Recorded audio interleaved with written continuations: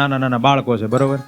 અત્યારે તો કિલકિલાટ ને ખિલખિલાટ ને બધા આનંદ મસ્તી મોજ ને એને કોઈ ચિંતા ને ટેન્શન ન હોય, બરાબર?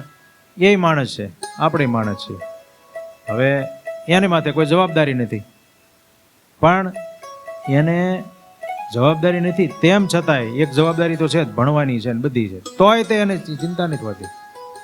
શા માટે ખબર છે? એને એમ હોય મારા મમ્મી પપ્પા છે ને, સમજાણું? આટલી જ વાત એ હળવો હોય.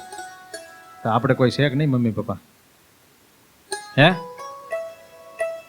માવાણી કાકા આપણા ત્વમેવ માતા ચ પિતા ત્વમેવ, આપણે કોને કહીશ? નાના હતા ત્યારથી. આ પાછું ખોટું હંબક નથી હો, ઉપજાવી કાઢેલી વાતો નથી. ખરેખર આપણા મા બાપ છે, આપણું પાલન પોષણ સાચું તો એ જ કરે છે, એના સિવાય કોઈ કશું કરતું નથી. કોઈથી હળીના કટકાય બે થતા નથી. અને આપણે એમ થાય પણ ભગવાન મને જ ન ઓળખતા હોય, મારે હારે કઈ એવું ન હોય. ના, એ આપણી ભૂલ થાય છે.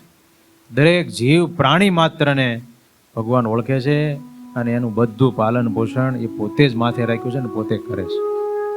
આપણી માથે તો એ બેઠા છે, આપણો બાપ, આપણો ધણી, જે કયો એ બેઠા છે. આપણે છે ને ચિંતા, આપણે બાળકો જેવા બની જઈએ ને, એની પાસે તો આપણે બાળકો છીએ.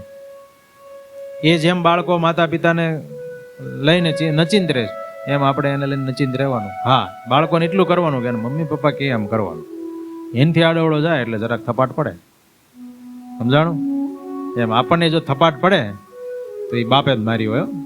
ભગવાને વચનાવતમાં આ વાત કરી છે કે ભગવાનના ભક્તને જે કાંઈ દુઃખ સુખ દુઃખ છે ને એ દેનારા ભગવાન છે.